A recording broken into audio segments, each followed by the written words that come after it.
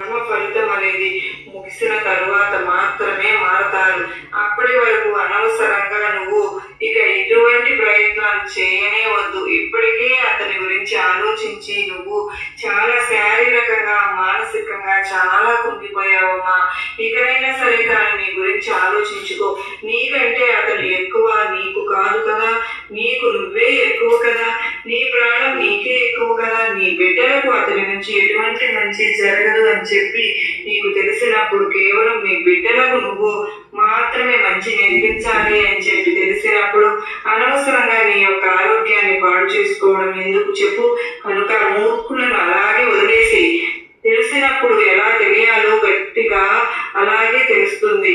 అప్పుడు నువ్వు వద్దు అని చెప్పినా కూడా నీకు సలాం చేసి మరి ఆ రోజే మానివేయాల్సింది కదా. ఆ రోజే ఈ చెడు అలవాటుకు దూరం అయితే నా జీవితం ఇలా అయ్యేది కదా అనే అంత గొప్ప మార్పు అనేది వస్తుంది.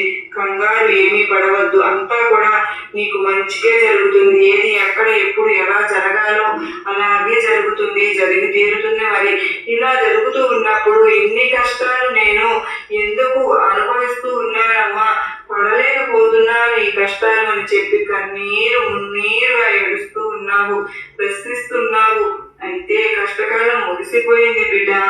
నువ్వు ఎప్పుడైతే తాకేవో నన్ను, అప్పుడే నువ్వు నా భక్తురాలిగా నేను నియమించుకున్నానో అప్పటి నుంచే నీ యొక్క కష్టకాలం అనేది దాదాపుగా 100కి 80% అనేది తగ్గిపోయిందమ్మా. ఇంకా ఈ 20% కూడా ఇక నుంచి పూర్తిగా తగ్గిపోతుంది.